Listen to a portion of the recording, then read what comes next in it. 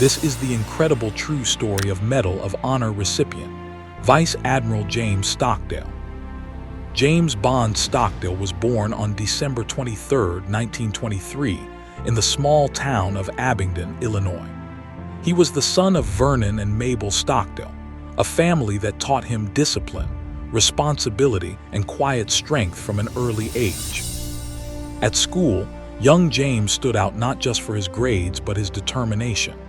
He lettered in 3 sports and graduated second in his class, a sign of the excellence that would define his life.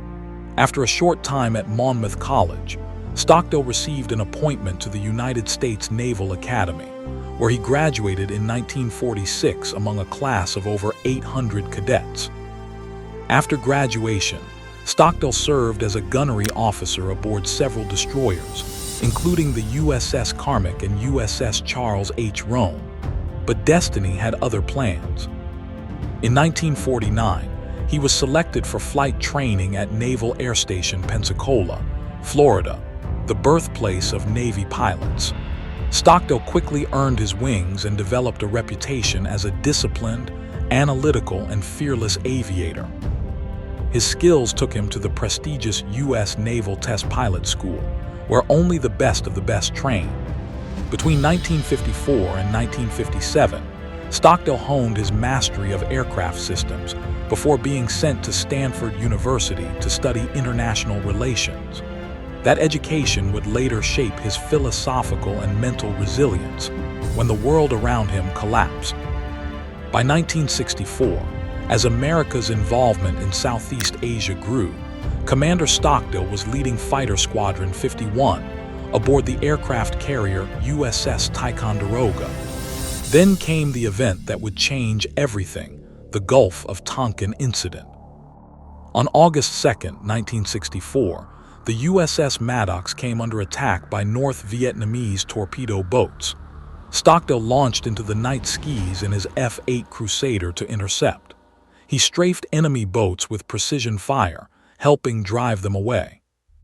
2 days later, new reports claimed a second attack had occurred, but as Stockdale flew over the dark waters, he saw no enemy vessels at all. Years later, he would say, "There was nothing there, only black water and American gunfire." It was a turning point, the so-called second attack, that led the U.S. deeper into the Vietnam War, a moment Stockdale would never forget. By 1965, Stockdale was commanding the air wing aboard the carrier USS Oriskany, flying the nimble but vulnerable A-4 Skyhawk.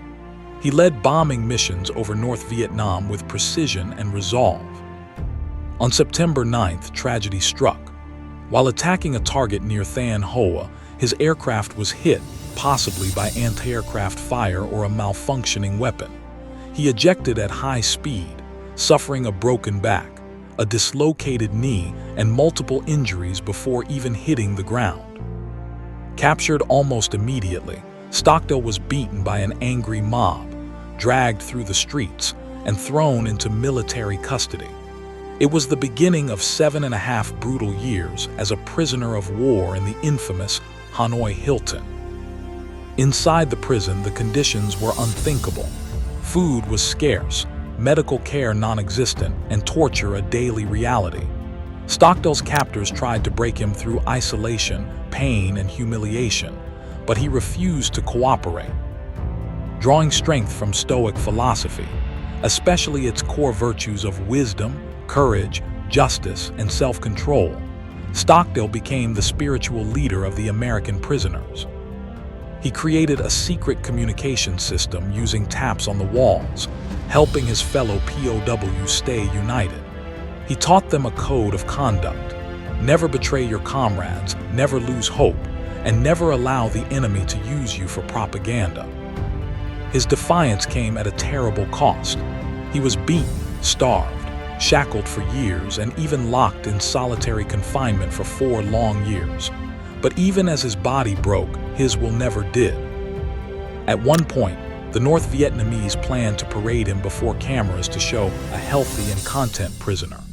Knowing this, Stockdale took a razor and cut his own scalp, making it impossible for them to use him as propaganda. When they tried to cover his wounds with a hat, He smashed his face with a stool so they couldn't hide the truth. He would rather destroy his own body than be used to deceive the world. That act of self-sacrifice became legendary among his fellow POWs. Because of his leadership, Stockdale and 10 other senior prisoners, later called the Alcatraz 11, were moved to a separate, high-security area. Each man was locked alone in a cell barely big enough to stand in. Their legs were shackled every night, the lights never turned off. In one desperate moment, when threatened with more torture to make him betray others, Stockdale slit his wrists, choosing death over dishonor. That act shocked his captors and forced them to ease the treatment of prisoners.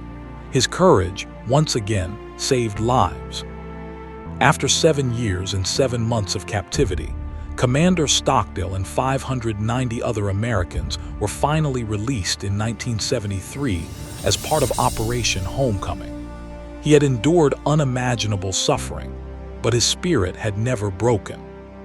3 years later, in 1976, President Gerald Ford presented him with the Medal of Honor.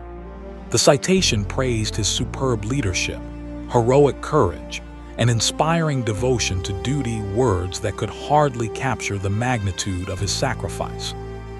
Severe injuries from years of torture ended Stockdale's flying career, but not his service. He retired in 1979 as a Vice Admiral, later becoming president of the Citadel and a senior research fellow at Stanford University.